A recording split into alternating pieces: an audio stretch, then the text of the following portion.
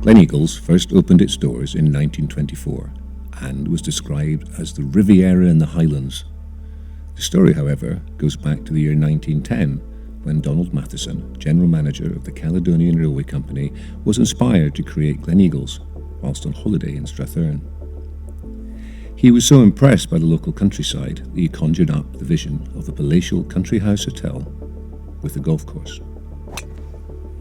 Just 3 years later, in 1913, Gleneagles Limited was formed to construct and operate the proposed hotel and golf courses. 12 months on, and the project was halted due to the outbreak of the First World War, and construction didn't resume until 1919, when Matheson engaged James Braid, a 5 times winner of the Open, to design and create the King's and Queen's courses in the hotel's grounds, forged out of the rugged terrain using manual labour, horse and cart.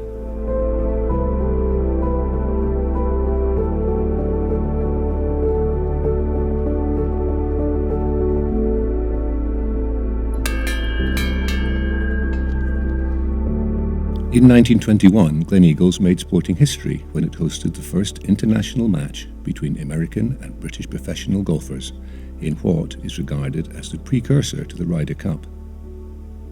In the second week of February 1921, Gleneagles sent a cablegram to the Professional Golfers Association of America.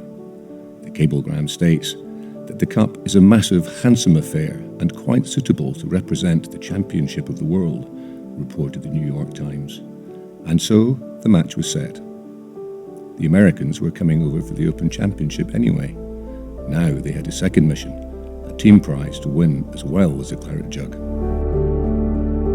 When the hotel opened on Saturday the 7th of June 1924, the media hailed it as the 8th wonder of the world. The great band leader Henry Hall and his band performed at the opening gala ball, which made history when it was broadcast across the land on BBC Radio.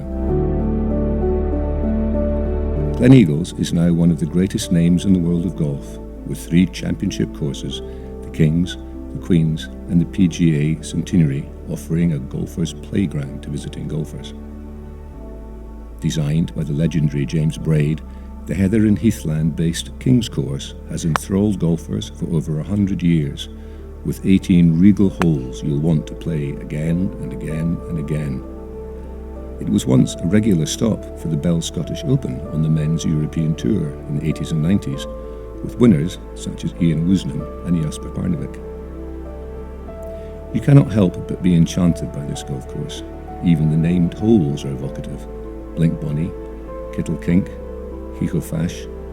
But it's the views that will probably interrupt your concentration of the game.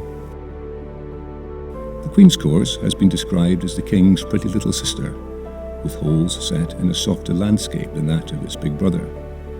She's only a short course and not the most challenging, but she is exquisitely delicate and stunningly beautiful, Patrick Dixon summed up Gleneagles in his book, A Round of Golf Courses. Having recently played host to the 2014 Ryder Cup and the 2019 Solheim Cup, the PGA Centenary opened for play in 1993, designed by Jack Nicklaus, who once described the land as the finest parcel of land in the world I have ever been given to work with. It's one of the longest inland courses in Scotland, measuring 7,300 yards from the back tees. From the very start, or even before the start, Gleneagles is something that was created and exists purely and simply to please. As Lee Trevino once said, "If heaven is as good as this, I sure hope they have some tea times left."